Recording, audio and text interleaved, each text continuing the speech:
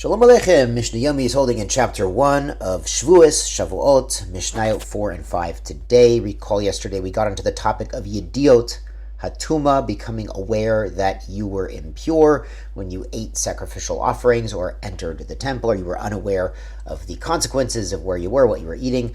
So yesterday we saw cases where he knew originally and then he forgot, or he didn't know originally and then he was told that there was an impurity issue. So Mishnah Dalet adds a new case. V'al she'ein ba yediyah. What about someone who didn't know at all?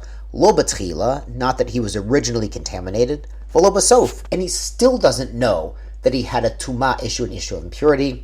So what protects him? Se'irei harigolim, the goats brought on the festivals. Usirei roshei chodoshim mechaprin divrei Rabbi Yehuda. According to Rabbi Yehuda, these goats that are brought on the festivals and on Rosh Chodesh will protect him from his mistake that he has no idea about. Rabbi Shimon disagrees. Says Se'irei harigolim mechaprin, the ones brought on the festivals, those work in this case. Avolo se'irei roshei chodeshim, but not the goats brought every Rosh Chodesh, every new month.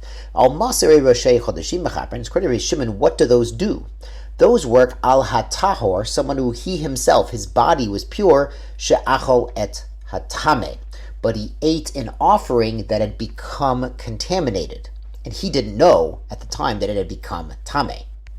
Rabbi Meir Omer, he disagrees with both. He says, Kol ha'se'irim, all of these goats brought on the festivals and the Rosh Chodesh, kaparoton shaveh, they have the same general effect. Al tumat mikdash v'kedashav, they atone for mistakes involving somebody accidentally entering the temple tameh or accidentally eating an offering while impure. Haya Rabbi Shimon Omer, now the Mishnah brings Rabbi Shimon's opinion in more detail. Se'irei roshei chodoshim mechaprin al atar shechol tameh.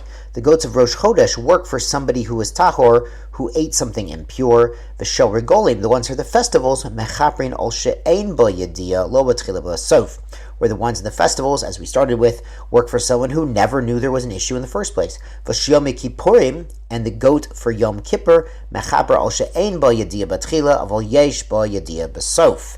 That's a situation where he didn't know originally that he was even impure, and he was told later, hey, you touched the sheretz, you were impure when you went to the temple, you're impure, you ate the carbon, as we learned about in yesterday's Mishnayot. Amrulo, the other sages, they ask Rabbi Shimon, Mahu sheyikruvu zeh bezeh, could one of these goats be brought in the place of the other one?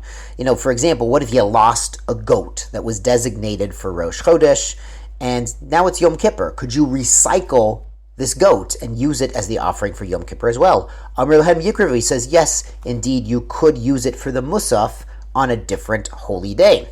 Amr Lo, and the sages replied to him, Halav ein kaparotan shava, but you just told us their kapara effect is not the same. So, heich kravin zeh bezeh, how could you recycle a Rosh Chodesh goat to be a Yom Kippur goat or a regal goat? It's a different kapara, it affects a different atonement. Amr Lahen, he replied to them, Kulon bayin lechaper al tumat mikdash v'kedashav. He says all of them generally are in the same family, the same category of kapara.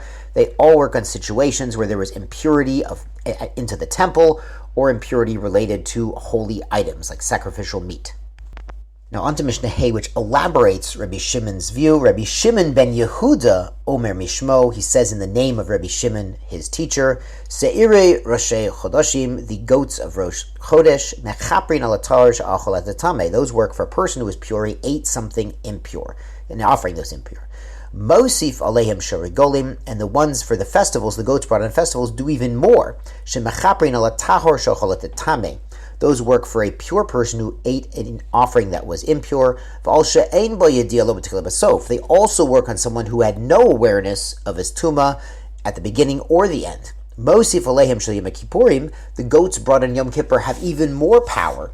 Those work on a pure person who ate something impure. Those also work on someone who had no idea there was a tumah problem in the first place. And they also work on someone who didn't know he became tameh, ate something kodesh or went to the temple, then later on they told him, so he knew in the end that there was an issue. So in this version, compared to the last Mishnah, Rabbi Shimon is saying that the Rosh Chodesh goats do one thing, The holiday goats, the Yom Tov goats, do additional items, and the Yom Kippur goat is the most powerful, has the most inclusive in atonement. Amrlo, the sages said to him, Mashik Ruzeh Bezeh. Again, could they replace one another? If you lost a Rosh Chodesh goat, could you recycle it on the holiday? Amrlo Hen, he says, yes, they could. Amrlo, Im Ken. If so, you shall Yom Kippurim Kravin V'Shei Chodeshim. You're saying a Yom Kippur goat that was lost on Yom Kippur and then they found it later could be brought for the next Rosh Chodesh? So that would be understandable because the goat designated for Yom Kippur has more atonement power. Avol Heich Shel Rishei Chodoshim. If they lost a Rosh Chodesh goat, Heich, how Kravin B'Yom Kippur? How could they be brought on Yom Kippur? It needs more power. It would bring an atonement that it was not designated to atone for. Amar Lahen, Rabbi Shimon replies to them, Kulan bayin lachaper tumat mikdash v'kadoshav. All of them, even though they have some differences, they're all in the same family of bringing atonement for problems of impurity related to the temple and holy offerings. Yeshar kochachem, tizku lemitzvot, tizku letahara.